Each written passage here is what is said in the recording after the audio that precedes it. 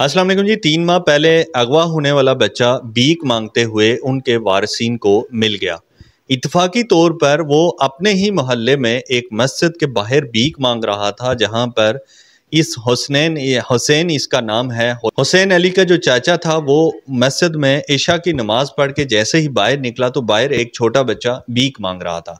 जब भीख मांगते हुए उसने बच्चे की तरफ देखा तो उसने अपने बच्चे को पहचान लिया और साथ में जो उसको लेकर आया था, जो शख्स बच्चे को लेकर आया था, तो उसको भी पकड़ लिया गया और बच्चे को भी पकड़ के बाजियाब करवाया गया। ये पूरी तफसील कैसे हुई और ये कहाँ का वाकया है, इस वीडियो में जानते हैं।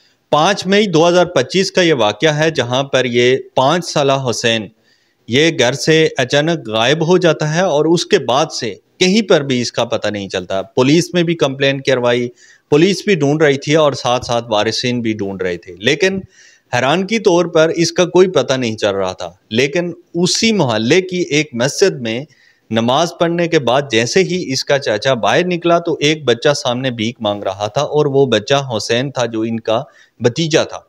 तो वहां से जब पकड़ा गया तो वो जो मुलजिम पकड़ा गया, जो बच्चे को साथ लेकर आया था और वो भीख मंगवा रहा था उससे, जब उस मुलजिम को पकड़ा तो उसके बाद से पुलिस ने जब तफ्तीश की तो हैरान कुन इंकशाफ सामने आए कि बच्चे के नाना ने बच्चे को बेचा था और उससे कहा था, ये जो मशकूक शख्स था जिसका नाम शहरियार था, शहरियार को बच्चे के नाना सुल्तान ने बेचा था कि इससे भीख मंगवाओ और जो पैसे मिलते हैं तो वो हम आधो आध कर लेंगे, आधे तुम रख लेना और आधे मैं रख लूंगा। इस बिना पर 5 साला जो हुसैन था तो उसको शहरियार के हाथ बेच दिया था। इस तरह से उनका ये सिलसिला चलता रहा। तकरीबन 3 माह तक वो इस बच्चे से भीख मंगवा कर तो वो कमाते रहे। उसके बाद से पुलिस पकड़ लिया, पुलिस के पास है अभी थाना में, और वहाँ पर मज़ीद जो नए इंकशाफ भी होने का ख़तरा है। और पुलिस की जानिब से कहा गया है कि ये सिर्फ मामला जो सीधा लगता नहीं है, इसके अलावा इनके पास शायद और भी बच्चे हों और ये पूरा इनका हो सकता है कि कोई गैंग इस तरह से चल रहा हो।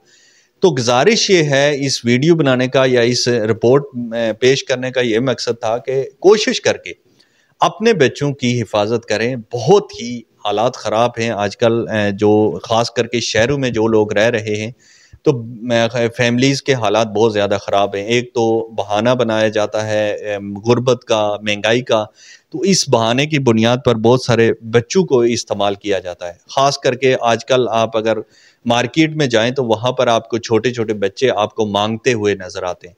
तो ये एक पूरे प्रोसेस के तहत मांगते रहते हैं। रात को भी हम एक होटल पे खाना खाने गए तो वहाँ पर भी दिगरे बाद मसलसल जो बूढ़ी अम्में या बच्चे, क्योंकि बंदे का दिल पिघल जाता है, या तो बूढ़ी औरत को देखेगा तो उसको अपनी माँ नानी याद आ जाती है, तो या फिर बच्चों को देख के तो वैसे भी दिल पिघल जाता है कि यार बच्चा भीख मांग। तो ये एक पूरा प्रोसेस होता है, एक पूरे गैंग होता है इनका, जो प्रोफेशन ही यही होता है कि ये मांगते हैं।